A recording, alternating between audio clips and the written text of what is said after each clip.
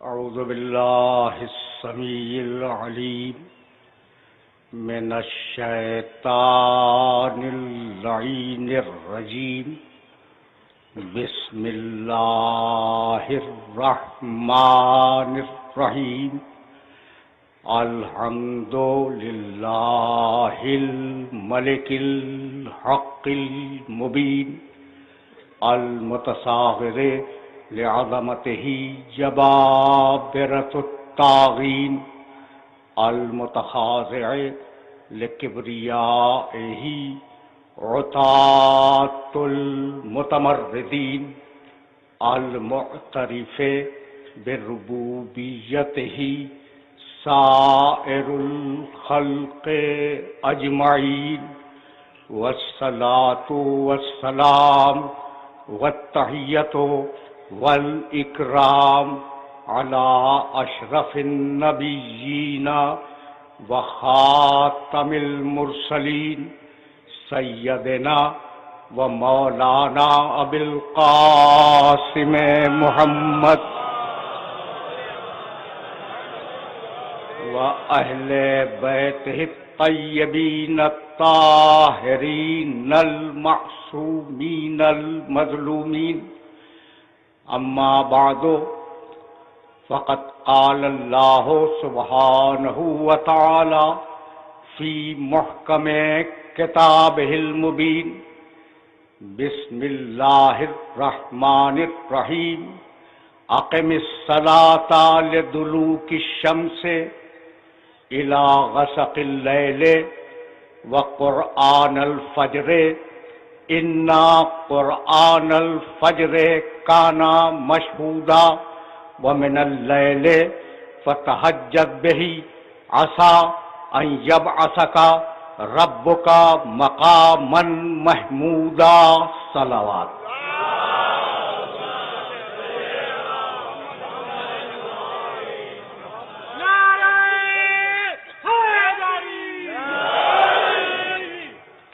عزیزان محترم، کل شام کو 1435 ہجری کا آخری سورج ڈوب گیا اور سن 1436 ہجری کا پہلا چاند افق عالم پر نمودار ہوا. چاند نمودار ہوا اور ہمارے گھروں میں عزاخانے سج گئے.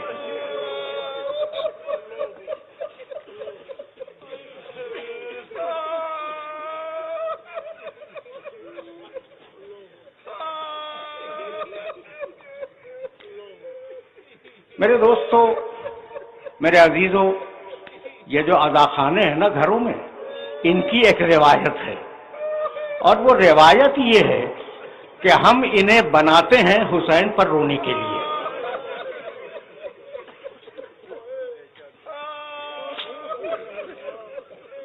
یہ عزاخانے حسین پر رونے کے لیے بنائے جاتے ہیں، یہی ہے نا؟ کیوں کسی اور کے رونے کے لیے عزاخانے کیوں نہیں بناتے ہو؟ بات کل اتنی ہے کہ حسین کی شہادت کے بعد حسین کے وارثوں کو جی بھر کے رونے نہیں دیا گیا. چھوٹی بچی جب باپ کو یاد کر کے روتی تھی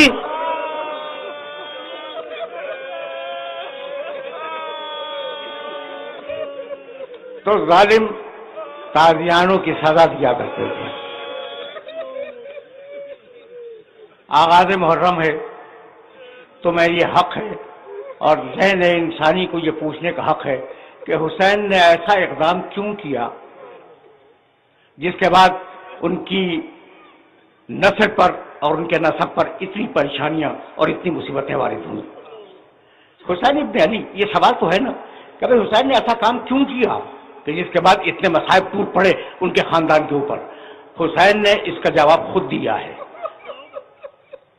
جب چلے ہیں مدینے سے تو یہ لکھ کے چلے ہیں کہ انی لم اخرج اشرن ولا بطرن ولا مفسدن ولا ظالمن. میں جو اٹھ رہا ہوں مدینے سے اور میں جو یہ قیام کر رہا ہوں تو اس کا مقصد توسیع پسندی نہیں ہے. ملک کا حصول نہیں ہے، کسی شخص پہ ظلم کرنا نہیں چاہتا، کوئی اور مقصد میرے اس قیام کا نہیں ہے، بل خرجت لطلب الاصلاح فی امت جدی، اپنے نانا کی امت کی اصلاح چاہتا ہوں۔ تمہیدی گفتگو ہے میرے دوستوں، میرے ساتھ ساتھ رہنا، اور سلسلے گفتگو ظاہر ہے کہ بہت طویل ہے۔ بل خرجت لطلب الاصلاح فی امت جدی، میں اپنے نانا کی امت کی اصلاح چاہتا ہوں، اس لیے میں نے خروج کیا۔ پالیسی تو آ گئی نا حسین کی۔ عجیب بات یہ ہے، تھوڑا سا میرے ساتھ چلنا، عجیب بات یہ ہے کہ حسین ابن علی نے صرف اپنی گردن نہیں دی۔ ذرا دیکھنا کربلا کا واقعہ ہوا کیا ہے، تھوڑا سا تمہید میں وقت لوں گا اور پھر میں آئے مبارکہ کی طرف جاؤں گا۔ دیکھو بھائی، ابو طالب کے 4 بیٹے، طالب، جعفر، عقیل، علی، ٹھیک ہے نا۔ اب طالب کے سلسلے میں تاریخیں خاموش ہیں، کچھ نہیں ملتا۔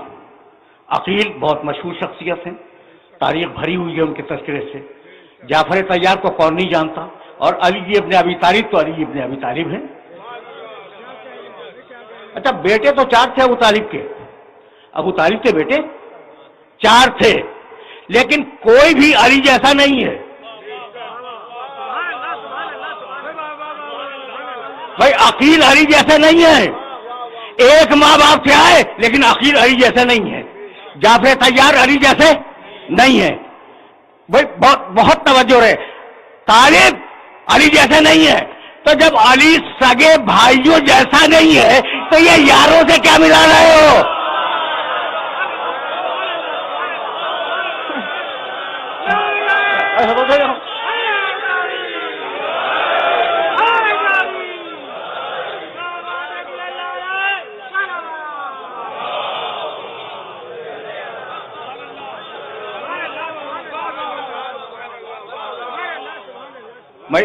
جملہ تو یاد رکھو گے نا کہ علی جب اپنے بھائیوں جیسا نہیں ہے، اپنے بھائیوں سے نہیں ملتا، تو دوسروں سے کیا ملے گا؟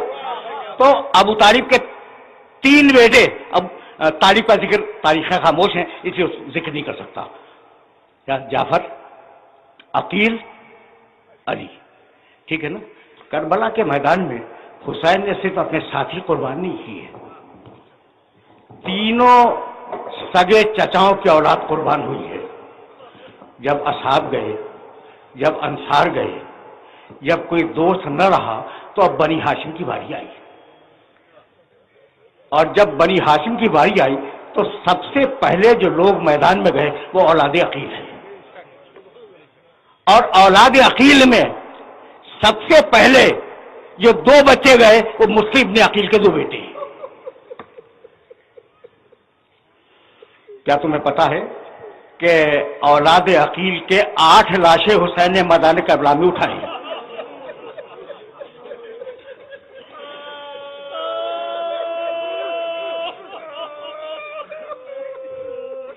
اولاد عقیل، اولاد عقیل کے بعد دیکھو، میں ترتیب شہادت بیان نہیں کر رہا ہوں، صرف یہ بتلا رہا ہوں کہ اس خاندان کے کتنے لوگ تھے۔ اولاد عقیل کے بعد اولاد جعفر طیار میدان میں آئی۔ جعفر طیار کی اولاد پوچھو گے نا کون ہے؟ عبداللہ ابن جعفر طیار، جعفر طیار کے بیٹے عبداللہ، اور عبداللہ کے 2 بیٹے انو محمد۔ جب مسلم کے بیٹے شہید ہو گئے، عقیل کی اولاد شہید ہو گئی، تو ایک مرتبہ فضا سے کہا، فضا ذرا میرے بھائی کو تو بلا۔ فضا حسین کو بلا کے لائی۔ اب بھائی سے زیادہ بہن کے تیور کو کون پہچانے گا؟ چہرے پہ جلال دیکھا، کہا بہن بات کیا ہے؟ کہا بھیا سب کو جنگ کی اجازت ملی، میرے بیٹوں کو نہیں ملی۔ حسین کی آنکھوں میں آنسو آ گئے، کہنے لگے کہ بہن یہ شیر کے بچے ہیں، ہر بار کہتے ہیں مامو جان ہمیں جنگ کی اجازت دیجیے، لیکن میں نے اجازت نہیں دی۔ کہا بھیا اب میں آپ سے درخواست کروں گی، آپ منع تو نہیں کریں گے نا؟ کہا بہن آج تک تمہاری کوئی بات میں نے رد کی ہے؟ کہا بھیا میرے بچوں کو جنگ کی اجازت دیجیے۔ کہ تمہارے کہنے پہ اجازت دے رہا ہوں. جب اجازت مل گئی نا تو دونوں بچوں کو سینے سے لگایا اور کہا بیٹو میدان میں یہ کہنے کی ضرورت نہیں ہے کہ تم جعفر طیار کے پوچھو، تم حیدر کرار کے نواسے ہو، یہ کہنے کی ضرورت نہیں ہے. ایسا لڑو کہ فوجیں خود پکار اٹھے کہ جعفر طیار کا پوتا لڑ رہا ہے، حیدر کرار کا نواسا لڑ رہا ہے. بچے گئے، شہید ہوئے، آواز دی، عباس چلے، حسین چلے. ایک لاشا عباس نے اٹھایا، ایک لاشا حسین نے اٹھایا. جب آئے ہیں نا اس خیمے میں جس میں لاشیں لا کے رکھے جا رہے تھے تو فضا دوڑتی ہوئی گئی اور کہنے لگی بی بی آپ کے بیٹے آ گئے. پہچانو کربلا کو.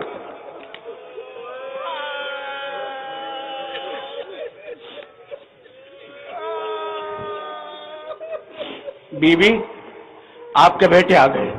فرمانے لگی کہ میں نے تو انہیں مرنے کے لیے بھیجا تھا، یہ کیسے آ گئے؟ کہا بی بی چل کے تو دیکھ لیجئے. آئی، دونوں لاشوں میں نگاہ پڑی، کہا بچوں میں تم سے خوش ہوں، تم نے مجھے سرخرو کر دیا. اولاد عقیل گئی، اولاد جعفر گئی، اور اب اولاد علی کی باری آئی. سنو تاکہ کربلا کی تلخیص تمہارے ذہن میں پہلی محرمی کو محفوظ ہو جائے. اولاد علی کی باری آئی. عباس، ان کے 3 بھائی، پہلے سب سے چھوٹے کو بھیجا، جب اس کا لاشا آ گیا تو پھر اس سے بڑے کو بھیجا، جب اس کا لاشا بھی آ گیا تو اس سے بڑے کو بھیجا، اور جب تینوں جا چکے تو ایک مرتبہ عباس نے کہا کہ مولا مجھے جنگ کی اجازت ہے.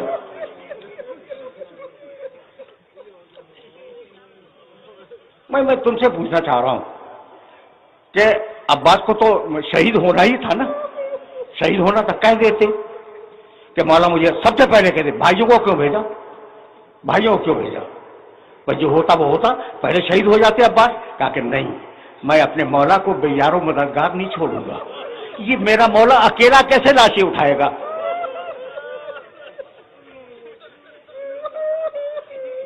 میسج پہنچ رہا ہے نا؟ تو اس وقت تک ساتھ رہے جب تک لاشوں کے اٹھانے کی ضرورت تھی. اولاد علی گئی، اس کے بعد اولاد حسن کی نوبت آئی. اب تمہارے سامنے وہ واقعہ تو بیان بہرحال نہیں کروں گا. 7 محرم کو ہوگا کہ گھوڑوں کی ٹاپیں پڑ رہی تھی اور وہ آوازیں دے رہا تھا وہ عمار دیکھی.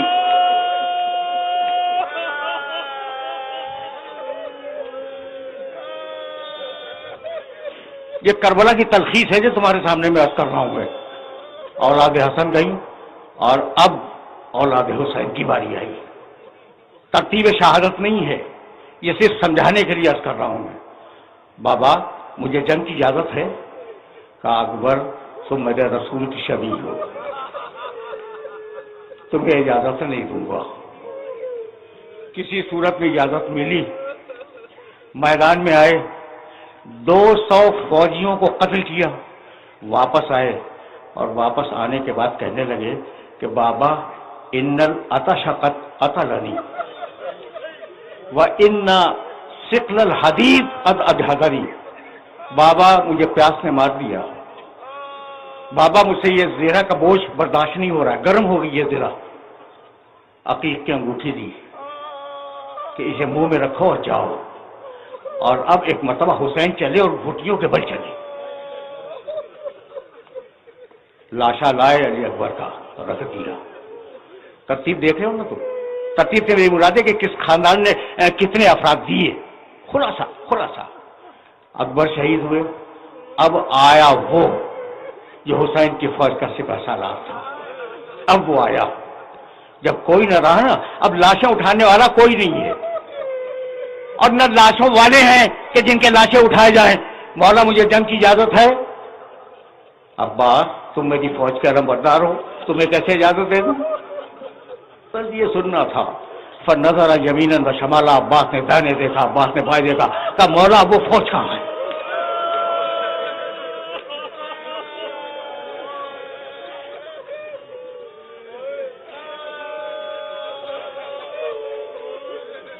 یہ تلخیص تھی کربلا کی جو تمہارے سامنے پیش کر رہا تھا. اب جب عباس نے پکارا تو حسین عباس کے لاشے پہ آئے اور 3 جملے حسین نے کہے، الان ان کا سارا ظہری، آج میری کمر ٹوٹ گئی، وقلت ہیلتی، سہارا ختم ہو گیا، اور اس کے بعد ایک جملہ کہا تم سے بہتر کون سمجھے گا، کمر ٹوٹ گئی، سہارا ختم ہو گیا، وہ شمت بی عدوی، اور عباس اب دشمن تانے دے رہا ہے کہ لاؤ عباس کو۔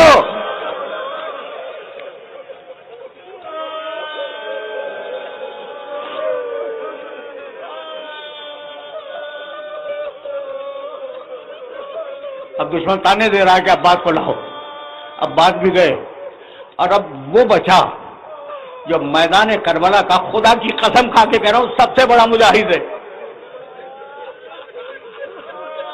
تمہارا ذہن چلا گیا حسین کی طرف، حسین سے بھی بڑا ایک مجاہد ہے کربلا کے میدان میں، 6 مہینے کا بچہ۔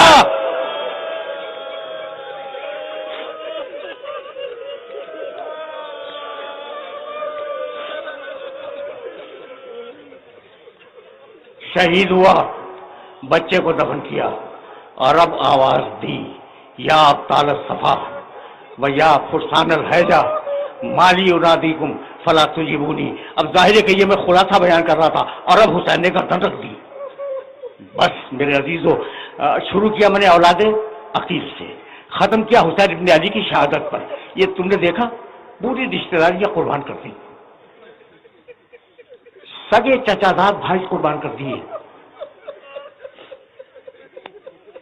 بہت رشتے ہیں، اگر میں گنانے بیٹھ جاؤں تو بہت تفصیل طلب مسئلہ ہے، ساری رشتہ داریاں حسین نے قربان کر دی خدا کے دین پر۔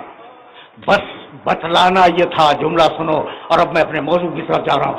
بتلانا یہ تھا کہ جو اپنے زمانے میں بہت توجہ رہے، بہت زیادہ توجہ کا خاطگار ہوں اس مرحلے پر، جو اپنے زمانے میں مقام محمود کا وارث ہو اور صدق و حق کا نمائندہ ہو، وہ باطل کے بیعت نہیں کر سکتا۔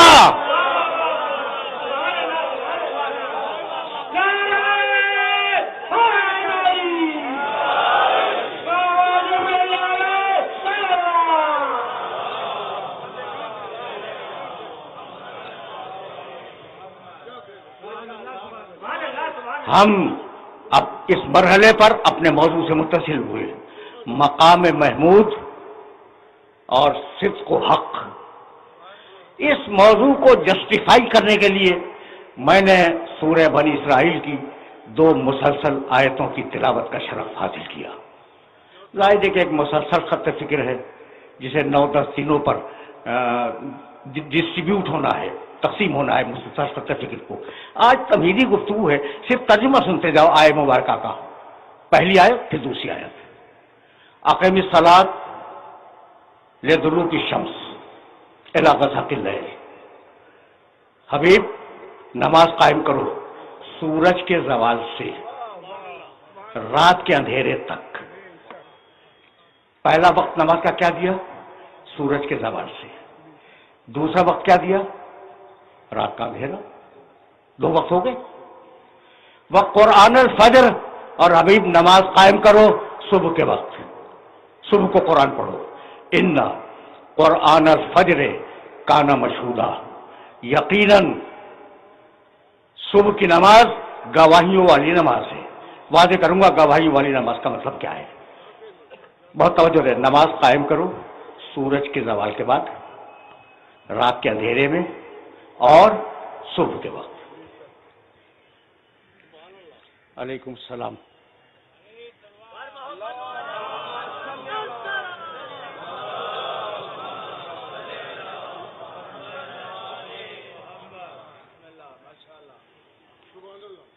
بہت دنوں کے بعد حاضر ہوں آپ کے خدمت میں، تو مانوس تو ہیں نا یا نہیں؟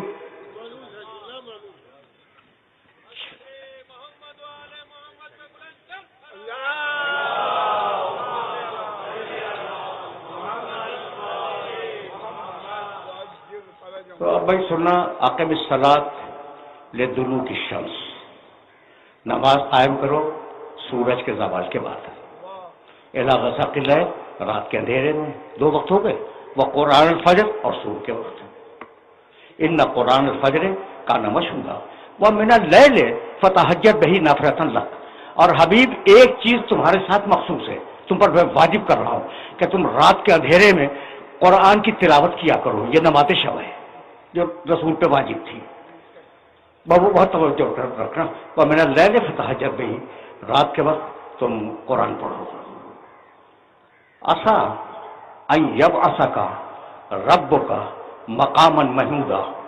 اللہ نے یہ طے کیا ہے کہ تم اگر نماز شب پڑھو گے تو اللہ تمہیں مقام محمود پہ فائز کر دے گا.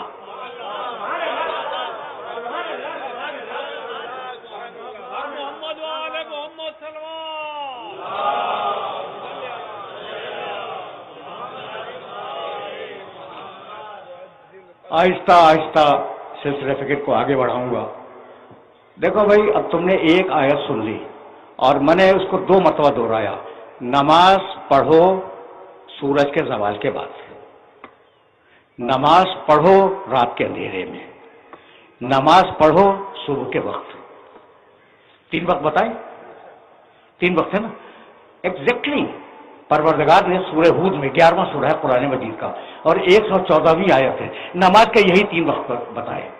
وَأَقِمِ الصَّلَاةَ طَرَفَيِ النَّهَارِ وَزُلَفًا مِنَ اللَّيْلِ. نماز قائم کرو دن کے دونوں سروں پر. دن کا پہلا سرا طلوع آفتاب سے پہلے، دن کا دوسرا سرا زوال آفتاب کے بعد.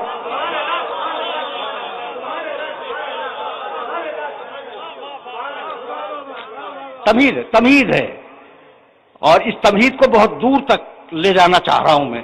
اچھا بھائی، تو نماز قائم کرو. سورہ ہود 11واں سورہ، آیت کا نشان 114. کچھ ہوم ورک کر لیا کرو، میرے یہ حوالے جا کے دیکھنا. اس لیے کام کی بات تو تمہارے سامنے پیش کروں گا نا، ان دونوں آیتوں کو سامنے رکھ کر.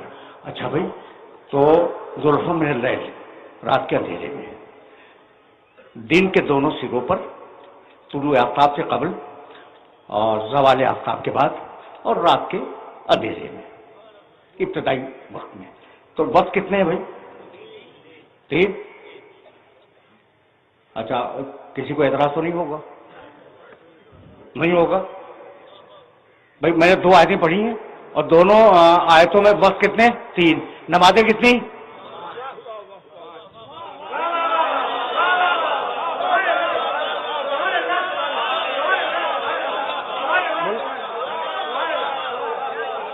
سامنے کی بات ہے بھائی، سامنے کی بات ہے یا نہیں کہ وقت کل 3 اور نمازیں 5. تو اب مجبوری ہے نا کہ ان 5 نمازوں کو 3 وقتوں میں ایڈجسٹ کرنا ہوگا.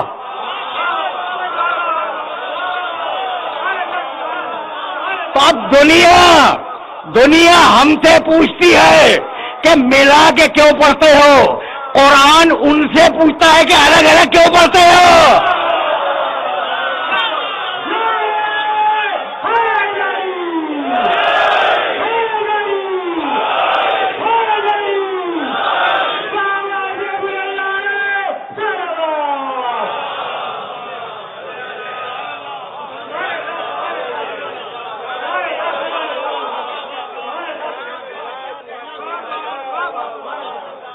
بھائی، میں نے آیت ہی ایسی منتخب کی ہے جس میں ذکر نماز ہے، تو اب ذرا سا نماز پہ سنتے چلو اور ذرا سا دور جانا ہے.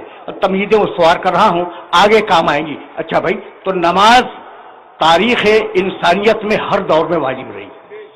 یاد رکھنا اس بات کو، تاریخ انسانیت کا کوئی دور ایسا نہیں گزرا جب نماز انسانوں پہ واجب نہ ہو. سورہ مریم 19واں سورہ اور بہت طویل آیت ہے، 59ویں آیت. میں فقط ایک جملہ پڑھوں گا. آدم کے عہد میں نماز تھی، نوح کے عہد میں نماز تھی، ان کے بعد جو انبیاء مرسلین آئے نماز تھی. فخلف من بعدہ خلف اضاعوا الصلاۃ واتبعوا الشہوات. اس کے بعد جو نسلیں آئیں انہوں نے نماز کو ضائع کر دیا. تو شروع میں نماز تو تھی لیکن نماز جو ہے وہ ضائع ہو گئی. ٹھیک، یہ ایک آیت ہے.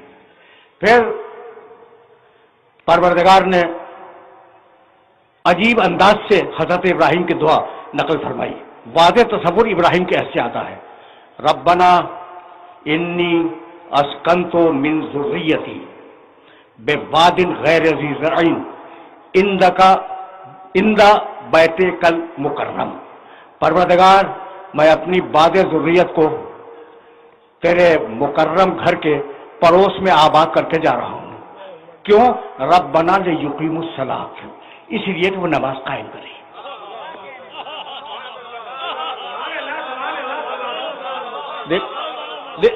تیور دیکھ رہے ہو؟ یہ تو ابراہیم کا عہد تھا.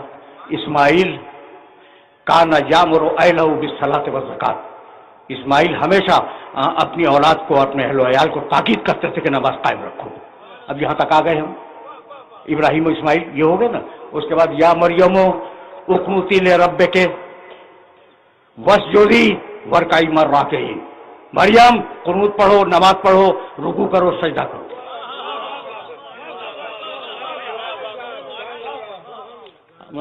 آرام سے چل رہے ہو نا، اس لیے کہ 10 دنوں پہ مشتمل گفتگو ہے اور میں ان کی بنیادوں کو استوار کر رہا ہوں.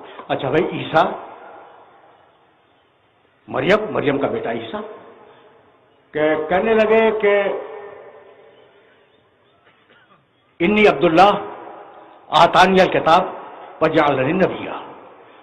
عیسیٰ گود میں بولے تھے میں اللہ کا بندہ ہوں، اللہ نے مجھے کتاب دی ہے، اللہ نے مجھے نبی بنایا ہے. وَأَوْصَانِي بِالصَّلَاةِ وَالزَّکَاةِ، اور اللہ نے مجھے وصیت کی کہ میں نماز قائم رکھوں.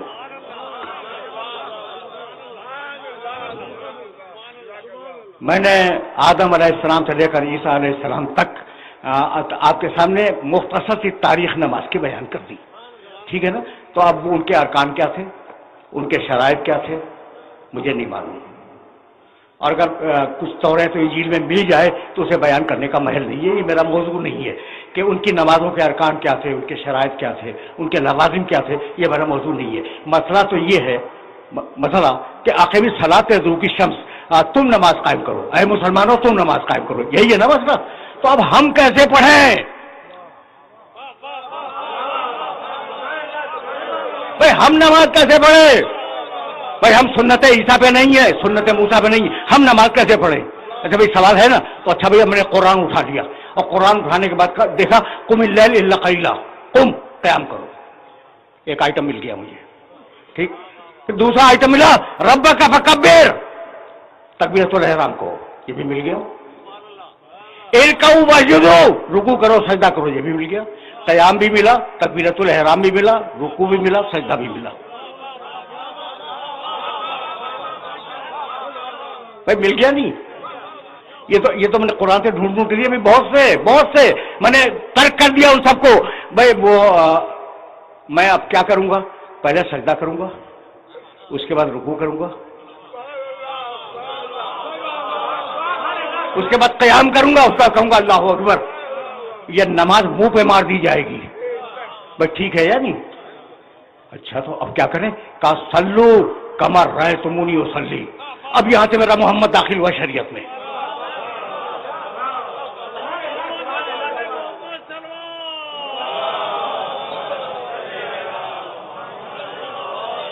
اب یہاں سے شریعت میں میرا نبی داخل ہوا. صلو، سب نے لکھا اس روایت کو، کما رأیتمونی اصلی. ویسے پڑھو جیسے مجھے پڑھتے ہوئے دیکھو، ویسے پڑھو جیسے مجھے پڑھتے ہوئے دیکھو. یعنی قرآن سے ڈھونڈ کے نہ پڑھنا، مجھے دیکھ کے پڑھنا. جو کتاب زمانے محمد میں کافی نہ ہو وہ آپ کو بعد میں کیسے کافی ہو گئی؟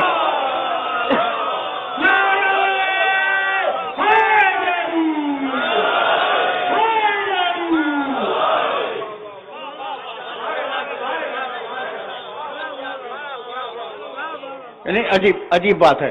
اچھا بھائی میں کچھ نہیں بدلتا، صرف ترتیب میں نے بدلی ہے، صرف ترتیب بدلی ہے. یعنی میں نے قیام لیا قرآن سے، رکوع لیا قرآن سے، سجدہ لیا قرآن سے، قرات سورے کی حمد کی قرات وہ قرآن سے لے لی، اور صرف میں نے تبدیل کی ہے صورت حال. صورت حال بدلی ہے نا. آپ نے کہا نماز منہ پہ مار دی جائے گی، جیسی محمد رسول اللہ نے پڑھی ویسی پڑھو، اپنی ترتیب نہ بناؤ. تو جب محمد کی دی ہوئی ترتیب کو بدل نہیں سکتے تو محمد کے دیے ہوئے آدمی کو کہاں سے بدل دو گے؟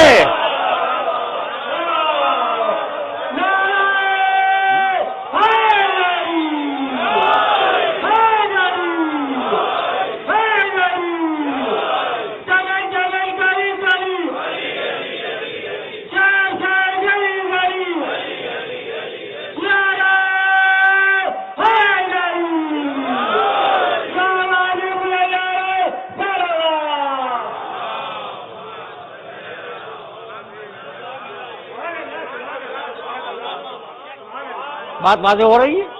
اچھا بھائی، تو اب آگے چلے. سلو دیکھنا بھائی، میں تو بڑی احتیاط سے بات کرنے کا عادی ہوں اور اتحاد بین المسلمین کا قائل ہوں، زبان سے نہیں دل سے. ٹھیک؟ تو جیسے مجھے دیکھو پڑھتے ہوئے ویسے پڑھو، یہی ہے نا؟ اچھا بھائی، تو اب آپ کو پتا ہے کہ آج مسلمانوں نے جو مسجدیں بنائی ہوئی ہیں ان میں مختلف طریقے سے پڑھی جاتی ہیں، مختلف طریقوں سے پڑھی جاتی ہیں. آپ کے علم ہے نا بات؟ اچھا بھائی، تو اب چھوڑو مکے کی زندگی کو، بات بہت لمبی ہو جائے گی، لیکن ایک بات اب مجھے سے سنو گے اور مجھے سے سنتے جاؤ.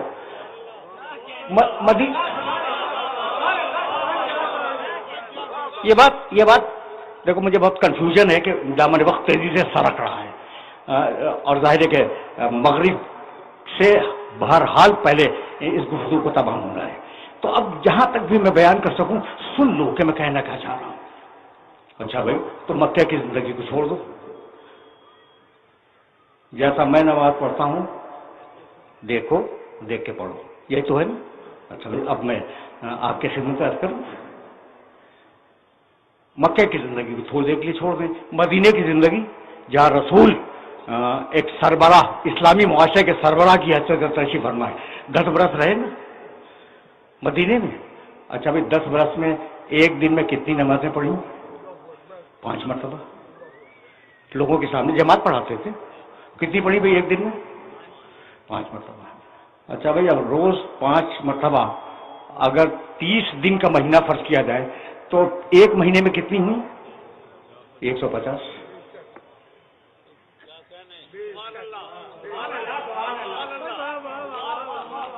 کتنی ہوئی؟ 150. ایک مہینے میں 150. اچھا بھائی، اب 150 کو 12 مہینوں سے ضرب دے دو، کتنی ہوئی؟ 1800. 1800 نمازیں ہو گئی، یعنی ایک سال میں 1800 نمازیں ہوئی. اور رسول نے 10 سال سے گزارے ہیں مدینے میں، تو اب 10 کو ضرب دے دو تو 18,000 نمازیں. مسلمانوں نے 18,000 مرتبہ رسول کو نمازیں پڑھتے ہوئے دیکھا، اور پھر اختلاف ہو گیا. تو یا آنکھ خراب تھی یا دل خراب تھا؟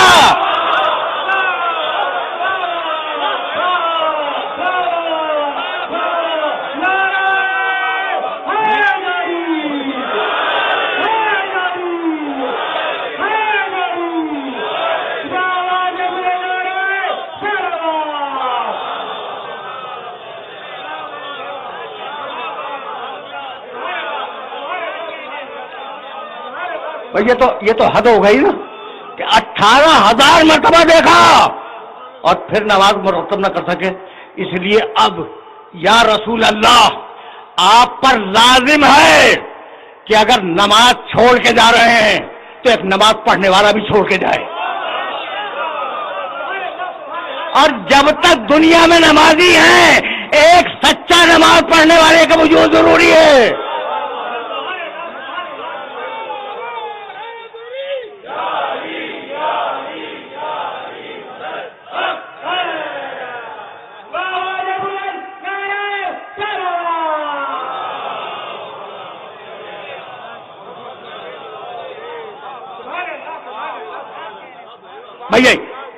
یہی سبب ہے. اب جملہ سنو، میں کبھی کبھی واقعات بیان کرتا ہوں کہ جنگ جمل کے بعد علی نماز پڑھا رہے تھے اور ان کے پیچھے پرانے صحابہ کرام میں سے 2 بزرگ تشریف فرما تھے، عمران ابن حسین اور مطرف ابن عبداللہ رضی اللہ تعالیٰ عنہما. یہ دونوں بزرگ تشریف فرما تھے. اور علی ان کو نماز پڑھا رہے. پوری جماعت پڑھ رہی ہے نماز, وہ بھی علی کے پیچھے پڑھ رہے ہیں, ٹھیک ہے نا. اور جب نماز ختم ہوئی تو ایک صحابی نے دوسرے صحابی کو دیکھا اور کہا اس جوان نے آج رسول کی نماز یاد دلا دی.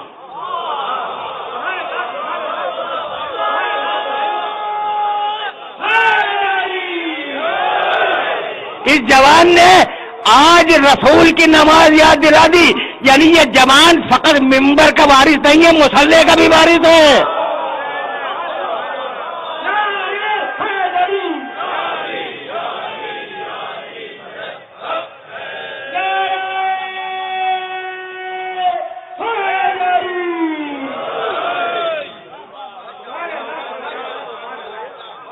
میرے عزیزوں, میرے دوستوں, آج گفتگو طویل نہیں ہوگی, تمہیدی گفتگو ہے, محرم کی پہلی تاریخ ہے. اور اب جب نماز تک آ گئے ہو نا تو ایک جملہ سنتے جاؤ. بھائی نماز ٹھیک ہے, پڑھ لو بھائی, پڑھ لو, نماز پڑھو. اچھا قبلے کی طرف پیٹ کر کے پڑھو.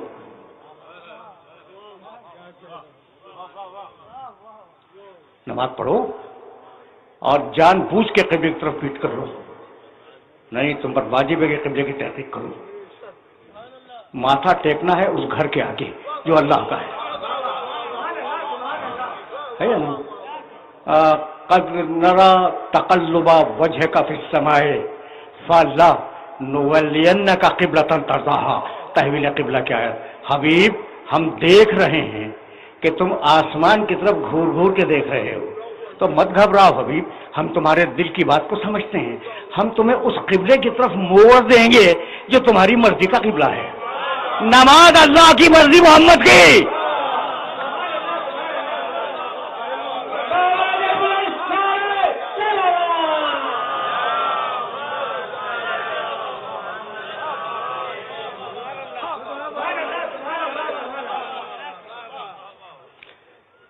فَلَنُوَلِّيَنَّكَ قِبْلَةً تَرْضَاهَا. ٹھیک ہے نا, ہم تمہیں ایسے قبلے کی طرف موڑ دیں گے جو تمہاری مرضی کا قبلہ ہے. فَوَلِّ ٹکڑا ہے آیت کا, فَوَلِّ وَجْهَكَ شَطْرَ الْمَسْجِدِ الْحَرَامِ. تو حبیب اب آج سے تم کعبے کی طرف رخ کرنا اور کعبے کی طرف نماز پڑھنا. اب کعبے کا ذکر آیا اور مولود کعبہ کا تذکرہ نہ ہو, یہ ممکن نہیں ہے.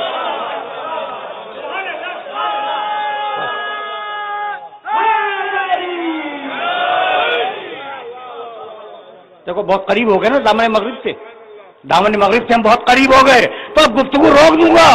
بھائی قبلے کا ذکر ہو, کعبے کا تذکرہ ہے, اور مولود کعبہ کا تذکرہ نہ ہو, ممکن نہیں ہے. یا علی مثلوں کا مثل الکعبہ.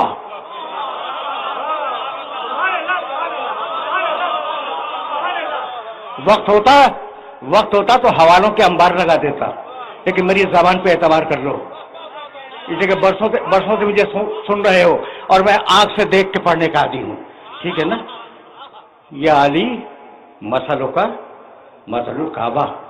علی تمہاری مثال کعبے کی مثال ہے.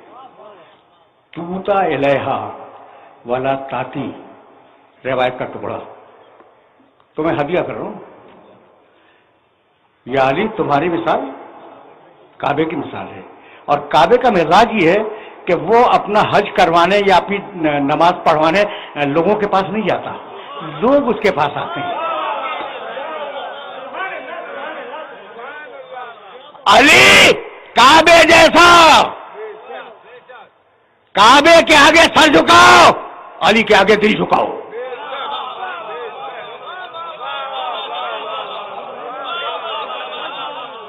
علی کعبے جیسا, کعبے کے آگے سر جھکاؤ, علی کے سامنے دل جھکاؤ. علی کعبہ جیسا, توجہ رہے, اس کا حق دینے کے لیے اس کے پاس جاؤ, وہ مانگنے کے لیے نہیں آئے گا.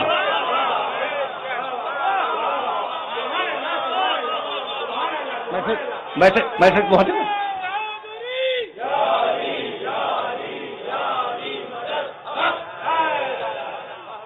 وقت نہیں ہے میرے پاس اب وقت نہیں ہے.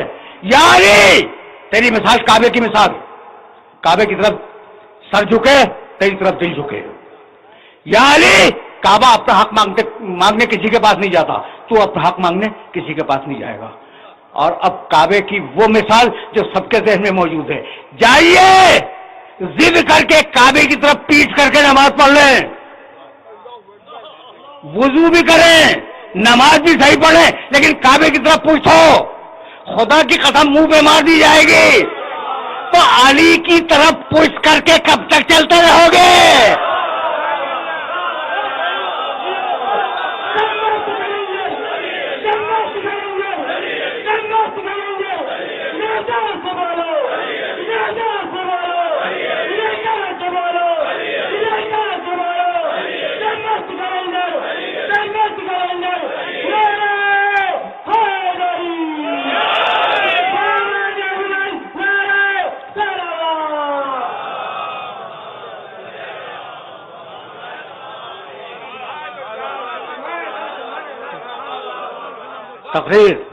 تقریر اس مرحلے پہ رکے گی، علی تیری مثال کعبے کی مثال۔ اچھا تو اب تمہاری ضیافت طبع کے لیے ایک جملہ تو کہہ جاؤں نا۔ حوالے میرے پاس، میں تمہارے شہر میں رہتا ہوں، حوالے دیکھنے ہو میرے پاس آ جانا، اور بڑے بڑے مبارک لوگوں کی کتابوں سے دکھلاؤں گا۔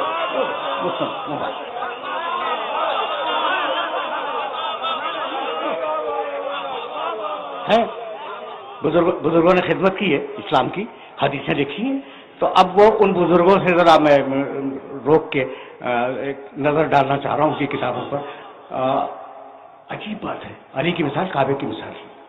اب ایک بات بتاؤں، بس تقریر تمام ہو رہی ہے، دو جملے مصائب کے عرض کروں گا، اس لیے کہ آغاز میں مصائب میں بیان کر چکا، دو جملے، لیکن اب یہ تو سنتے ہی جاؤ۔ میں ایک حدیث کی کتاب دیکھ رہا تھا اور نون کا چیپٹر دیکھ رہا تھا، تو مجھے روایت نظر آئی، النظر الی الکعبۃ عبادۃ، کعبے کی طرف نگاہ کرنا عبادت ہے، ظاہر ٹھیک ہے نا۔ اچھا پھر وہ انہوں نے کئی روایتیں لکھی تھی، النظر الی المصحف عبادت، قرآن پہ نگاہ کرنا عبادت ہے، کعبے کی طرف نگاہ کرنا عبادت ہے، قرآن پہ نگاہ کرنا عبادت ہے۔ تیسری روایت لکھی النظر الی العالم عبادہ، عالم کے چہرے پہ نگاہ کرنا عبادت ہے، اور چوتھی لکھی النظر الی الوالد عبادہ، باپ کے چہرے پہ نظر کرنا عبادت ہے۔ سن لیا تم نے؟ سن لیا بھائی، بہت توجہ رہے، لیکن میری تقریر تمام ہو گئی اور میں صاحب کے دو جملے عرض کروں گا۔ کعبے کی طرف نگاہ کرنا عبادت ہے، باپ کے چہرے پہ نگاہ کرنا عبادت ہے، قرآن پہ نگاہ کرنا عبادت ہے، اور کیا چیز بچی؟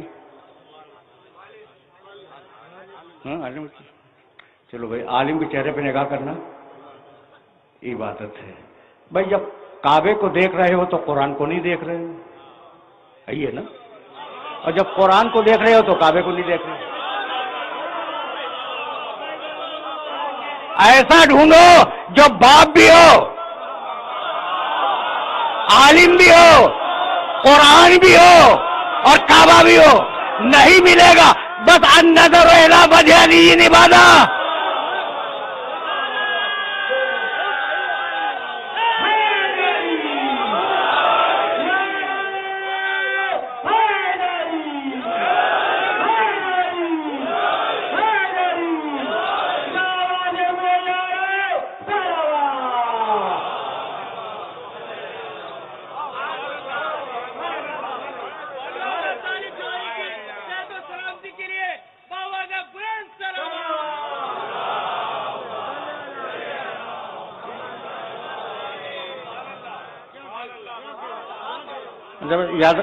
یاد رکھو گے نا۔ اچھا بھائی، میں غلو نہیں کرتا، غلو کے معنی جانتے ہو؟ حد سے کسی ذات کو بڑھا دینا، یہ غلو ہے، اور میں ممبر سے کہہ رہا ہوں کہ میں غلو نہیں کرتا، اس لیے کہ حد سے بڑھانے کو کہتے ہیں نا غلو۔ مجھے آل محمد کی حد ہی نہیں معلوم تو میں کیا کروں؟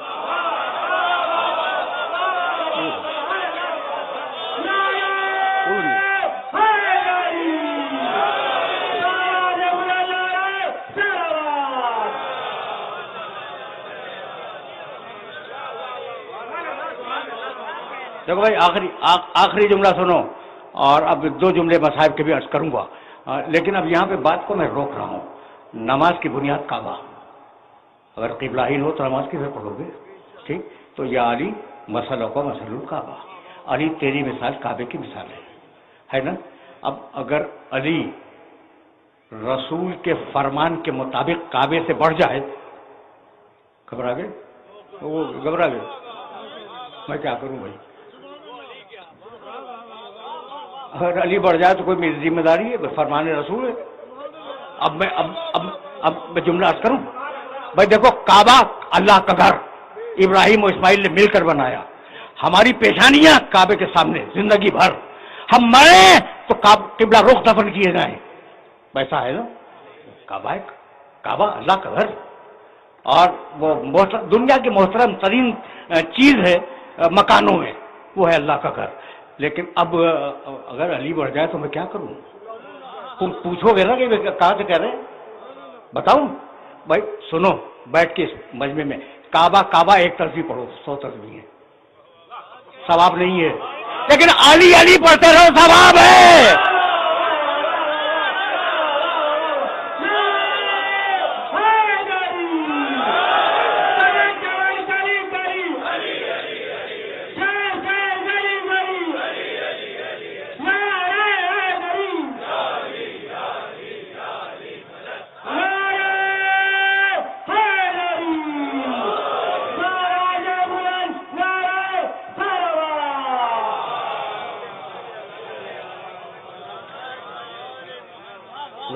ظاہر ہے کہ میں بغیر دلیل کے بات نہیں کرتا۔ تم پوچھو کہ علی کرنا کہاں سے ثواب ہو گیا؟ تو کیا رسول کی روایت ذہن میں نہیں؟ ذکر علی جی نہیں عبادت؟ علی کا ذکر عبادت ہے، تو جب علی کا نام زبان پہ آ جائے تو عبادت نہیں ہوئی؟ یہ ہے وارثان نماز، یہ ہے وارثان کعبہ۔ سمیٹو تو علی، پھیلاؤ تو 12 تک جائے۔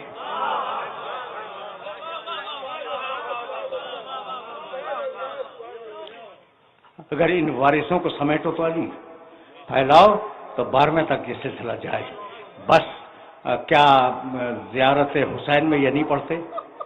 اشہد انک قد اقمت الصلاۃ وآتیت الزکوٰۃ، فرزند رسول میں گواہی دیتا ہوں کہ نماز آپ نے قائم کی۔ دیکھو میں نے تو حسین کی زیارت کا جملہ پڑھا، تمہاری صدائے بلند ہو گئی۔ 2 جملے سنو، مجھے اجازت دے دو، دامن وقت میں گنجائش نہیں ہے۔ جب چلے ہیں نا مدینے سے تو سب سے خدا حافظ کر کے اپنی نانی ام سلمہ کے پاس آئے۔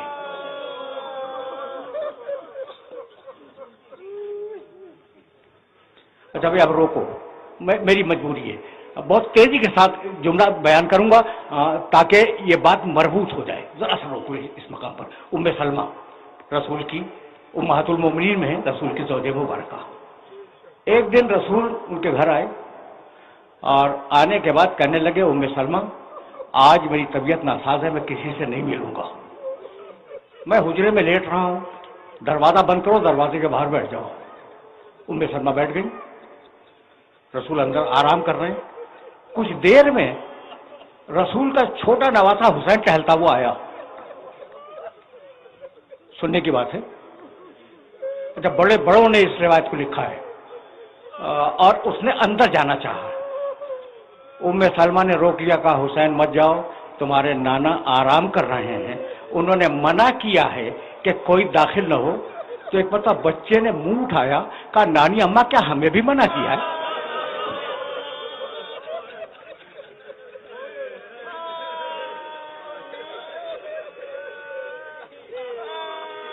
کہا ہاں بیٹا سب کو منع کیا ہے۔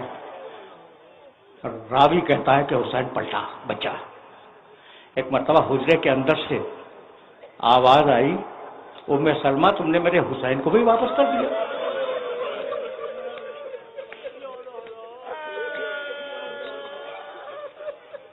ام سلمہ گھبرا گئی، دوڑتی ہوئی آئی حسین کے پاس، کہا بیٹے چلو تمہیں رسول بلا رہے ہیں، نانا بلا رہے ہیں۔ کہا کہ نانی اماں نانا تو اب کسی سے ملیں گے نہیں نا، تو اب ہم تو واپس جا رہے ہیں۔ گود میں اٹھا لیا بچے کو، کہا ام سلمہ نے کہ حسین میں نہیں جانتی تھی کہ وہ اور ہیں جن سے رسول بھی اللہ نہیں چاہتے، تو اور ہے۔ گود میں لائیں، رسول کے سینے پہ لیٹا دیا اس بچے کو اور دروازہ بند کر کے بیٹھ گئی۔ اتنے میں حجرے کے اندر سے رسول کے رونے کی آواز بلند ہوئی۔ باہر سے پوچھا یا رسول اللہ اجازت ہے کہ میں اندر آ جاؤں؟ کہا ام سلمہ آ جاؤ۔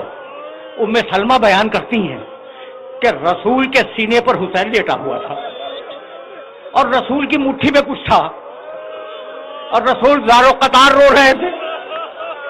کہا یا رسول اللہ ہوا کیا؟ کہا جبریل آئے تھے، مجھے ایک ہولناک دشت کا منظر دکھلایا اور کہا یا رسول اللہ یہ بچہ آپ کو بہت پسند ہے نا، یہ کربلا کے میدان میں 3 دن کا بھوکا پیاسا شہید کیا جائے گا، اور ایک مٹھی خاک اٹھا کر مجھے دے دی۔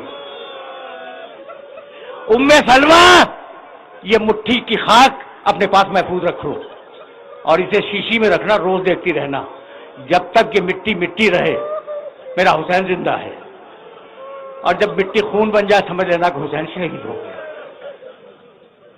آئے نانی اماں اجازت ہے؟ کہا بیٹے کہاں جا رہے ہو؟ کہا عراق۔ کہا نہ بیٹے کہیں بھی جاؤ، عراق مت جاؤ، تمہارے نانا کہتے تھے میرا حسین عراق میں شہید ہوگا۔ کہا نانی اماں قریب آئیں، ام سلمہ قریب آئیں، دونوں انگلیوں کا کہا درمیان میں دیکھیے۔